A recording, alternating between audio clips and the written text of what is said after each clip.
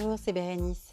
Je vous propose aujourd'hui de parler de l'impact de l'exposition à une lumière naturelle ou à de la luminothérapie artificielle et les conséquences que ça peut avoir sur votre humeur, votre appétit et votre sommeil. C'est parti ? L'idée dans cet épisode, ça va être de bien comprendre l'impact qu'a la lumière sur votre organisme pour pouvoir en tirer un maximum de bénéfices au quotidien. Je vais commencer par vous parler du tryptophane, qui est un des 9 acides aminés essentiels au fonctionnement de votre organisme.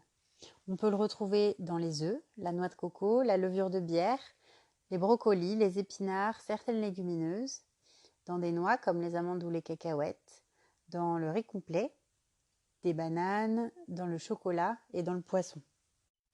Une fois assimilé donc via l'alimentation, il va passer de votre système digestif à votre sang, puis de votre sang au travers de la barrière hémato-encéphalique jusqu'à votre cerveau, où c'est là qu'il va avoir son effet.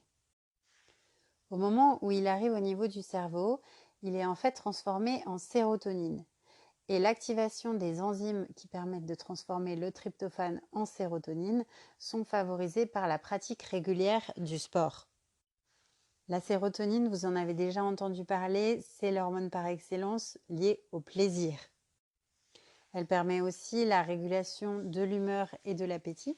Donc on peut déjà en tirer plusieurs conclusions, c'est-à-dire que si vous avez une alimentation qui est riche en tryptophane et que vous pratiquez une activité sportive régulière, eh bien vous êtes potentiellement plus heureux et vous avez des périodes de satiété qui sont prolongées.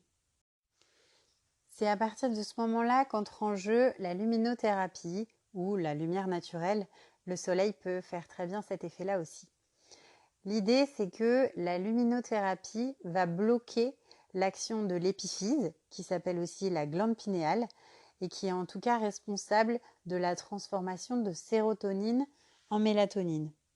Or, la mélatonine, vous savez que c'est la substance qui est liée au sommeil. En fait, il a été observé que chez les personnes qui souffraient de dépression saisonnière, eh bien, elles avaient aussi un taux anormalement élevé de mélatonine, mais pendant la journée. On peut tirer de nombreuses conclusions de ces éléments. Déjà que dès le matin tôt, on peut s'exposer à une lumière vive, ça va bloquer la transformation de sérotonine en mélatonine. Il va donc s'accumuler de la sérotonine et donc un effet antidépresseur via cette hormone du plaisir et une régulation de l'appétit. Par ailleurs, vous resterez bien éveillé. Et inversement, si vous êtes à un moment où vous voulez vous endormir, alors que ce soit en pleine journée si vous êtes à des horaires décalés ou le soir, si vous êtes en horaire décalé et que vous souhaitez vous endormir dans la journée, eh bien portez des lunettes de soleil, évitez l'exposition à des lumières trop fortes. Sinon, vous êtes sûr de ne pas vous endormir dans la foulée. Et s'il s'agit du soir, eh bien évitez de vous exposer à des sources lumineuses trop importantes et je pense notamment à vos écrans. Utilisez des filtres, notamment de lumière bleue, qui peuvent avoir un impact positif sur votre sommeil.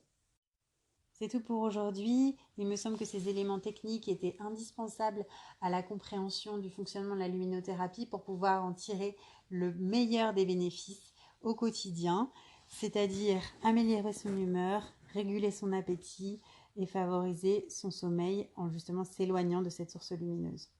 Je vous dis à très bientôt pour un nouvel épisode et n'hésitez pas à me laisser un commentaire si vous avez des questions. Au revoir.